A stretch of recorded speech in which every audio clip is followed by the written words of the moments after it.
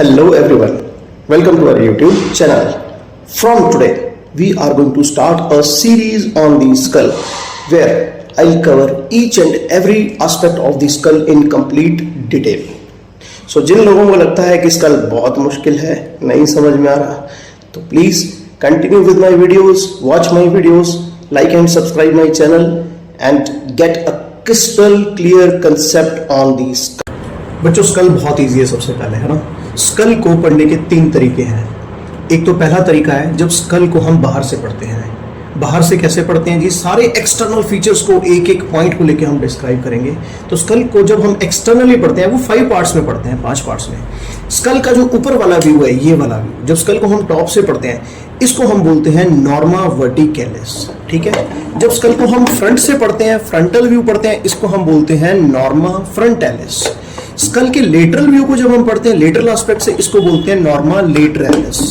School के posterior view से पढ़ते हैं हम, इसको हम बोलते हैं नॉर्मा ऑक्सीपिटैलिस. और जब स्कल को बेस से पढ़ें, इसको हम बोलते हैं नॉर्मा बेसालिस. ये था स्कल का एक्सटर्नल व्यू. स्कल का इंटरनल व्यू क्या है? जब हम कैलवेरिया मतलब जो स्कल कैप होती है, जब हम स्कल कैप को रिमूव कर देते हैं, उसके बाद we can see this structure is the cranial cavity, जिसको हम फर्दर 3 पार्ट्स में पढ़ते हैं.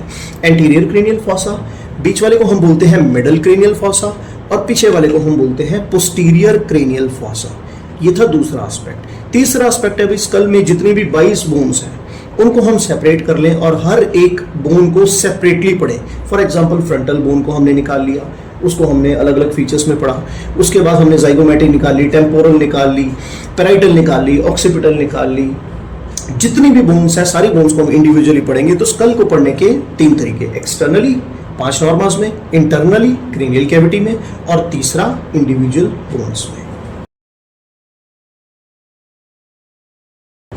तो अपना आज का टॉपिक है नॉर्मा वर्टिकैलिस, यानी स्कल को जब हम टॉप से पढ़ते हैं इसको हम बोलते हैं नॉर्मा वर्टिकैलिस. सबसे पहले नॉर्मा वर्टिकैलिस की शेप देखते हैं. What is the shape of the norma verticalis? Norma verticalis की शेप है ओवल. ये ओवल शेप है. इसमें बोन्स कौन कौन सी दिखती हैं? सबसे आगे दिखती है हमें फ्रंटल बोन, जो एक होती है, अनपेड होती है. उसके पीछे दिखती हैं हमें 2 पैराइटल बोन्स, राइट और लेफ्ट पैराइटल बोन्स, और सबसे पीछे हमें दिखती है ऑक्सीपिटल बोन.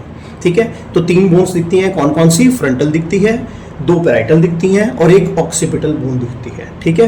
अब फ्रंटल बोन और दोनों पैराइटल बोन्स के बीच में जो ये सूचर दिख रहा है, ये एक्चुअली फाइब्रस जॉइंट है. ये जो फाइब्रस जॉइंट है ना, इस सूचर का नाम क्या है? इस सूचर का नाम है कॉर्नल सूचर. ठीक है. तो कॉर्नल सूचर कहां पे प्रेजेंट होता है? ये फ्रंटल और 2 पैराइटल बोन्स के बीच में. इस सूचर को हम बोलते हैं कॉर्नल सूचर. अब दोनों पैराइटल के बीच में अपने को जिगजैग सी लाइन दिख रही है, ये एक्चुअली इस सूचर का नाम है सैजिटल सूचर. ठीक है. और तीसरा सूचर हमें 2 पैराइटल और एक ऑक्सीपिटल के बीच में दिखता है. इस सूचर का नाम है लैम्बडॉइड सूचर. ये वाला सूचर हम यहां से देख सकते हैं. इस सूचर का नाम है लैम्बडॉइड सूचर. ठीक है.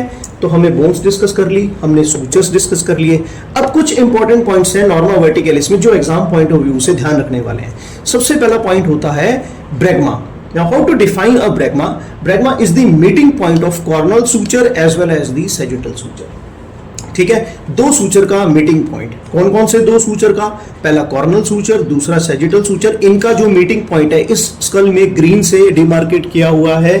इस पोर्शन को हम बोलते हैं ब्रैगमा. ठीक है. दूसरा इंपॉर्टेंट पॉइंट क्या है? दूसरा इंपॉर्टेंट पॉइंट है लैम्डा. ये लैम्डा कहां दिखता है हमें? लैम्डा हमें सैजिटल सूचर और लैम्डॉइड सूचर के बीच में यहां पे दिखेगा. इस पॉइंट को हम बोलते हैं लैम्डा. तो meeting point of the sagittal suture and the lambdoid suture is called as lambda. ठीक है. अब इन दोनों पॉइंट्स की कुछ क्लिनिकल सिग्निफिकेंस है. क्लिनिकल सिग्निफिकेंस ये है कि जो ब्रैगमा है, जैसे स्कल बनता है हमारा मेम्ब्रेनस बोन से बनता है. मेम्ब्रेनस जब ऑसिफिकेशन पढ़ेंगे ना, उसमें आई विल टेल यू कि bones develop from 2 ossifications. Number 1 is the cartilaginous ossification, number 2 is the membranous ossification. Membranous ossification में बोन्स जो होती हैं वो फ्लैट बोन्स डेवलप होती हैं. ठीक है. अब ये सारा मेम्ब्रेन का होता है, धीरे धीरे ये ऑसिफाई होना शुरू हो जाता है. लेकिन बर्थ से लेकर 18 से 24 महीने तक ये जो ब्रैगमा वाला पॉइंट था, यहां पे एक डायमंड शेप गैप रह जाता है. इस डायमंड शेप गैप को हम बोलते हैं एंटीरियर फॉन्टेनेल। ये कहां से कब तक परसिस्ट करता है? ये बर्थ से लेकर 18 से 24 महीने तक परसिस्ट करता है। गैप की शेप कैसी है? ये डायमंड शेप गैप है। और कहां पे होता है? ये ब्रैगमा वाले पॉइंट पे होता है। 18 से 24 महीने के बाद ये वाला पॉइंट भी ऑसिफाई हो जाता है और इसको हम बोल देते हैं ब्रैगमा। ऐसे ही जो लैम्ब्डा वाला पॉइंट है, इस पॉइंट को हम बोलते हैं पोस्टीरियर फॉन्टेनेल। यहां पर भी एक डायमंड शेप गैप होता है, लेकिन ये परसिस्ट करता है 2 से 3 महीने तक। It persist only and only for 2 to 3 months from the birth. ठीक है, after that it fuses and becomes the lambda. ठीक है, ये था 18 से 24 महीने, ये है 2 से 3 महीने। अब एक पॉइंट और देखते हैं हम। ये 2 फोरामेन्स दिखते हैं, छोटे छोटे होल्स दिखते हैं। फोरामेन का मतलब क्या होता है? A hole in a bone is called as the foramen. ठीक है, अब ये पेराइटल बोन में 2 फोरामेन दिख रहे हैं, तो इनका नाम भी क्या होगा? इनका नाम होगा पेराइटल फोरामेन। अब ये पेराइटल फोरामेन क्या करते हैं? स्कल के बाहर की स्ट्रक्चर्स को स्कल के अंदर की स्ट्रक्चर्स के साथ कुछ कनेक्टिविटी देते हैं। स्कल के बाहर क्या होता है? स्कल के बाहर होता है स्कैल्प, और स्कल के अंदर क्या होता है? स्कल के अंदर होते हैं क्रेनियल वीनस साइनसेस। तो इनमें से क्या पास करता है? इनमें से पास करती है emissary when.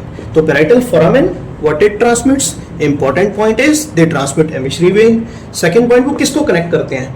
It connect the veins of the scalp with the cranial venous sinuses. यहाँ पे ये जो एमिशरी वेन्स पेराइटल फोरामेन से पास करती हैं, ये वेन्स ऑफ स्कैल्प को कनेक्ट करती हैं सुपीरियर सैजिटल साइनस से। We will be studying all that structures in detail.